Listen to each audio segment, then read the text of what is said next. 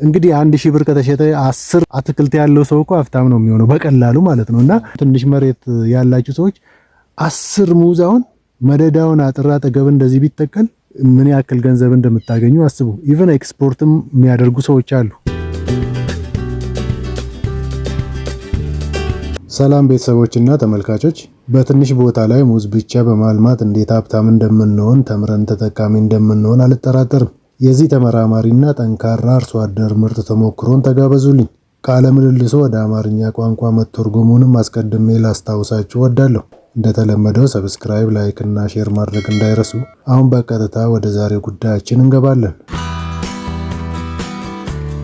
ሙዚ ኩኒ አከመርጋቱ ሙዚ አማያዋዳ ኮምፖስቲ ዳናበቴ ሙክ ጀላ ካሜ ጅሩ ኩን ገቲ ሁምናን ገደርኪሳ ዴማ ጅሩ ፊ ባናን ኩን አከሲቲ አከኒ ለፈ ገይሮ ማሌን ጨምኔ ፊ ጀለከያማ ሙዚን ኩን መፈከኛፍ ከኒ ሰድረ ብልቻቴ ቶኮንሳ ብሪ ኩዳን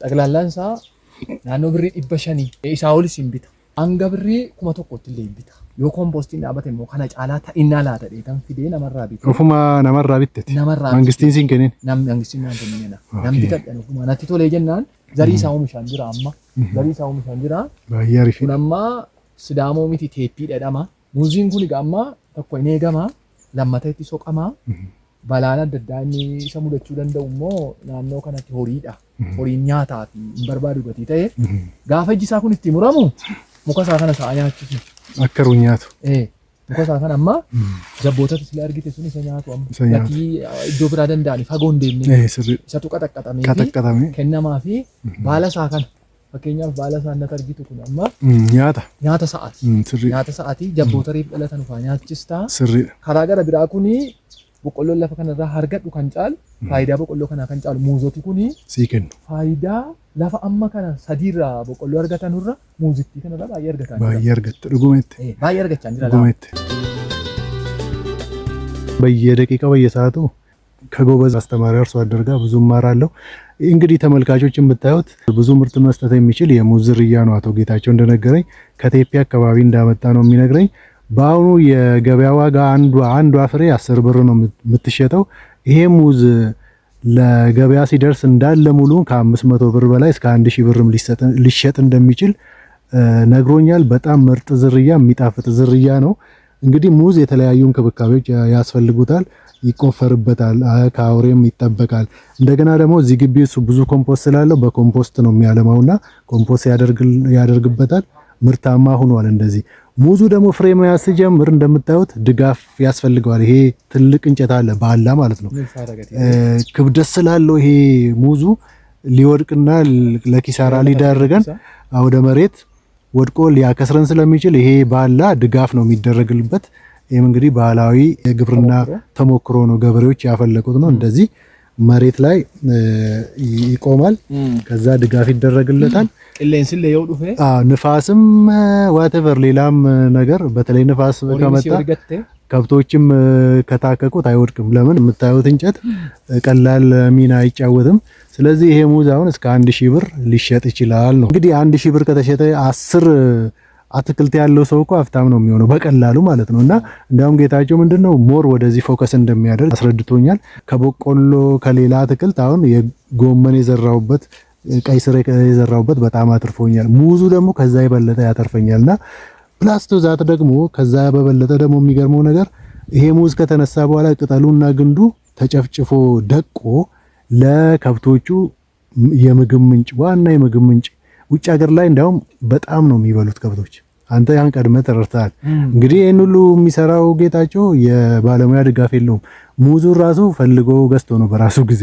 የሚነግረኝን ትምህርት ሁሉ አንብቦም አይደለም ከሚያየው ከሰዎች ከሚሰማው ከጠንካራ ሰዎች እየተማረ ነው እንደሚያስረዳኝና እነዚህ ቅጠሎቹ ግንዱ ሁሉ ተከትክቶ አድቅቆት ለከብቶች ምግብ ይሰጣል። ይሄም ትልቅ ተሞክሮ ነው። እንግዲህ ትንሽ መሬት ነው ያለው። እናንተም ትንሽ መሬት ያላችሁ ሰዎች 10 ሙዝ አሁን መደዳውን አጥራ ጠገብ እንደዚህ ቢተከል እንግዲህ ምን ያክል ገንዘብ እንደምታገኙ አስቡ። ኢቭን ኤክስፖርትም የሚያደርጉ ሰዎች አሉ። በስንት አመት ነው አሁን ፍሬ የሚሰጠው ተተክሎ? ይሄ ኩንሰው ቀባቴ ኩን kunuunsa qabaate gaafa waggaa 2 fakkeenyaaf amma kun waggaa 2 madaraaruu dhaafan. ኦኬ ያን 2 ዓመት ነው ሊያፈራ ነው። ጥሩ እንክብካቤ ካለው አንድ የሙዝ ተክል በ2 ዓመት ፍሬ ሊሰጥ ይችላል። ስንት ወር ይፈጅበታል ሊበስል? ይሄ አንድ ወር። እንግዲህ በአንድ ወር ውስጥ ከአበበና እንደዚህ ፍሬ ከሰጠ በኋላ በአንድ ወር ውስጥ ፍሬው ይቆረጣል፣ ወደ ገበያ ይቀርባል። አንድ ጊዜ ብቻ ነው ፍሬ የሚሰጠው። ከዛ በኋላ ይወገድና በሌላ ይተካል ነው። ኔሮ ብልቻቴ በኡ ኢልሞላ ጀብዲሬ በለቱ ኛታ ባየ በርባቺሳዳ ኩንጬን ሳከም inni kun qollisaatu.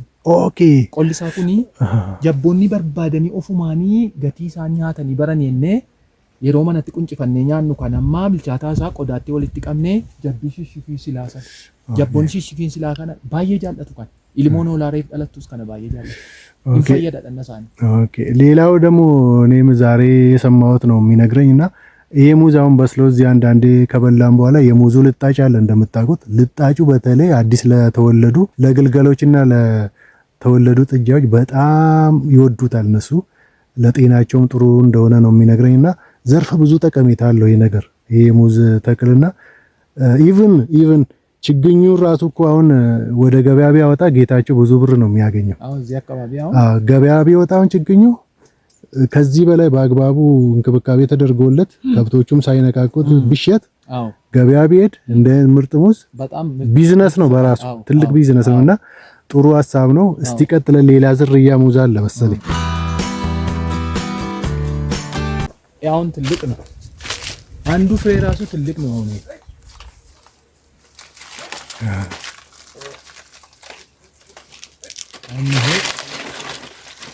ዳሞ የሚባል ነው። አሁኑ ለየት የሚል አንዱ ከ10 ብር በላይ ነው። በጣም ክብደት ያለው ሙዝ ነው። ከመቶ በላይ ይዛል አንዱ ማለት ነው። ስሙም ሲዳሞ ነው የሚባለው። አሁኑ ለየት ይላል። ያውኑ የቴፕ ነው የሚባለው። ይሄም በጣም እንክብካቤ ይፈልጋል። ኦኬ። ይሄ ደግሞ ለየት የሚለው ትላልቅ ነው። ጣዕሙ እስከዚህም አይደለም፣ ያውኑ ነው የሚሻለው። ከየት ነው ያገኘው? ከሰዎች ነው ጠይቄ። እዚህ ውርሙ? አዎ ከሰዎች ነው ጠይቄ እንጂ። ኦኬ። ያላችሁ ሰዎች አሉ? አዎ አለ። እንግዲህ ተመልካቾች ይሄ ደግሞ በጣም ለየት ያለ የሙዝ ዝርያ ነው። ከሲዳሞ አካባቢ ነው የመጣው ነው የሚባለው። ጣዕሙ የቅድሙ ይበልጠዋል። ይሄ ግን በስጋው ነው፣ በጣም ትልቅ ነው። ሲሸጥም 10 ብር በላይ ይሸጣል። እንግዲህ እስከ ስንት ብር ይሸጣል ሙሉ? ይሄም እስከ 1000 ብር ነው። እንግዲህ ጠቅላላው አሁን ይሄ እስከ 1000 ብር ሊሸጥ ይችላል። ግን ከጣዕም አንፃር የቅድሙ ይበልጣል ነው የሚለው እሱ። ያው ጣዕሙን ስለሚያውቀው ነው። ምን እንደሚያካክል ተመልከቱ። በጣም ትልልቅ ነው። እንግዲህ አሁን ይሄን የሚያመርቱ ሰዎች ስለ ምግብ ዋስትናቸው መቸገር አይገባቸውም። በቃ ይሄ በቀላሉ ደግሞ ትንሽ ቦታ ላይ ነው በ2 በ3 አመት ውስጥ ምርት ይሰጣል። በአንድ ወር ውስጥ ደግሞ ተቆርጦ ይሄ ስንት ብር ያመጣል? እንግዲህ አንድ 20-30 የተከለ ራሱ በትንሽ ቦታ ላይ ብዙ ምርት ያገኛል። ቅድም እንዳወራ ነው። እዚህ ጋም ትኩረት ብንሰራበት ጥሩ ነው ብዬ አስባለሁ። ናሞኒ አከሳን ከነራ barumsa argatanu nyaata madaalama akka isaan fayyadamanu achumaan immoo namoonni lafa bal'aa qaban illee horsiisanii fakkeenya gaarii akka ta'anu fedhee gosa isaaniirra namootaaf kennuu jalqabeera. Amma yoo wanaatti saantimatti gurguruun jalqabne amma chigginyi isaa garuu kana booddee saantimatti gurgurama. Namoota naannoo kootii wajjiniin guddanne hollaa koo hawaasaa fi itti fayyadamaa gabaadhaan bitinaa dheetanii kennaafii jira bilisaan. Amma yoo wanaatti abaran walii kennuusi. Asuma keessa immoo wal gargaaruu habaranu, wal guddisuu habaranu, achumaanis misooma habaran midhee waan kana faayidaa isaatiif namootaaf amma chigginyi isaa kennaan jira. በጣም ደስ የሚል እኔም ሁሌ የምመክረው ማነሳላችሁ አንድ ሐሳብ አለ። እንግዲህ አሁን ብዙ ሰው ለራሱ ብቻ ነው ለመጠቀም የሚያስበው። ጌታቸው ግን ምንድነው የነገረኝ እኔን ሙዝ ሳለማ ይሄን ሁሉ ዝርያ እዚህ ጋር አምጥቼ በራሴ ጊዜ በራሴ ገንዘብ አምጥቼ እዚህ ጋር ካለማው በኋላ ለራሴ ብቻ ልጠቀም አላልኩም። ጓደኞቼ አሉ አብረው ከኔ ጋር ተወልደው እዚህ አካባቢ ያደጉ ብዙ ሰዎች አሉ እንደኔው ማደግ የሚፈልጉ አዳዲስ ቴክኖሎጂ የሚፈልጉ። ስለዚህ እኔ የዚህን እያንዳንዱን የሙዝ ዝርያ ችግኝ ለሰዎቹ እየሰጠው ነው። ለጓደኞቼ እየሰጠው እነሱም ራሱ እየተጠቀሙበት ነው። ይሄም ደግሞ ግዴታዬ ነው፣ ከኔ ይጠበቃል። ብቻዬን ማደግ ስለማልችል መሆንም ስለሌለበት በዚህ መልኩ ድጋፍ እያረኩ ነው። የማካፈል ሌሎቹን የመደገፍ ቴክኖሎጂ እንዲማሩ ትምህርት እየሰጠው ነው የሚለው ይሄ በጣም የሚበረታታ ሁላችንም ልንማርበት የሚገባ ጉዳይ ነው። ብዙ ሰው ይሰራል፣ ግን ለሌላ ሰው ምን እንዳደረገ ሲጠየቅ የለም። ይሄ በጣም ሁላችንም ከኔው ጀምሮ ሌላም ሰው ሊማርበት የሚገባ ጉዳይ ነው። ከእያንዳንዱ ነገር ከምንሰራው ነገር እንደዚህ ለሌላ ሰው የማካፈል ይሄ ማንም ጋር የለም፣ ብዙ ሰው ጋር የለም። ብቻዬን መጠቀም ፋይዳ የለውም። እኔ ጋር ብቻ ከቀረ ቴክኖሎጂው ነገ ላይ ሊስፋፋ አይችልም። አሁን ይሄ ጥሩ ነው። ይሄ ተጠናክሮ መሄድ አለበት። ደስ የሚል ነው። እኔ ራሱ አመሰግናለሁ። በዚህ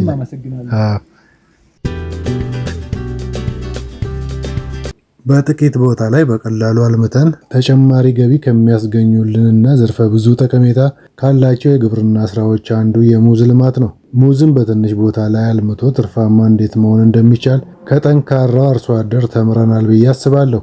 ባገኘነውም እውቀት ተጠቃሚ እንደምንሆንም አምናለሁ። ሰብስክራይብ፣ ላይክ እና ሼር ማድረግ እንዳይረሱ። ቸርነት ዘለቀ ነኝ። አመሰግናለሁ።